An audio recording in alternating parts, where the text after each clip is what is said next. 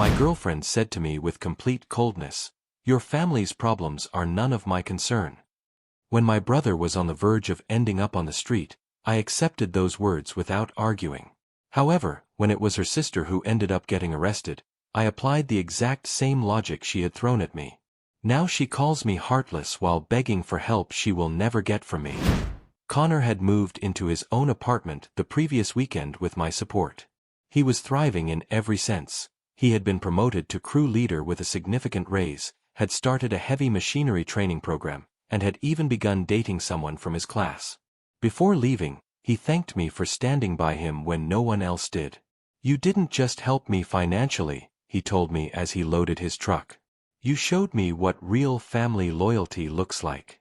I'll never forget that.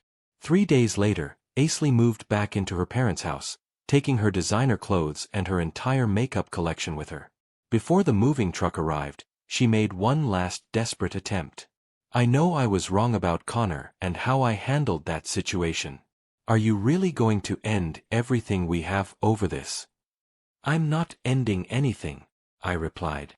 "Your family's problems create chaos that I don't want in my space."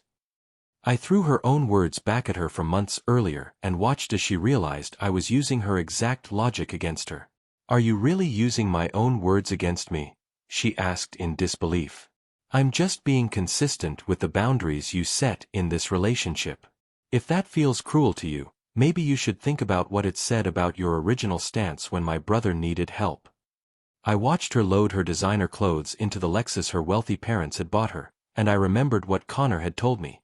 People only learn when they discover that their actions have real consequences. Today, Aisley and Kelsey are back living at their parents' house, almost as if they've been sent back to adolescence. Kelsey is scraping by with a job at Target that barely pays $15 an hour, trying to rebuild the remains of a life her own mistake destroyed. Her conviction left a permanent mark that abruptly shut down any chance of a stable career. Aisley, meanwhile, spends her hours sitting at a desk at her father's car dealership, entering data for minimum wage.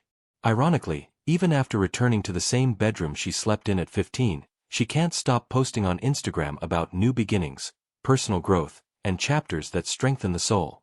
In reality, the only thing that changed was the backdrop, the childish wallpaper in her room and the mirror in front of which she now practices fake smiles for her stories. Meanwhile, I've moved on with my life in peace.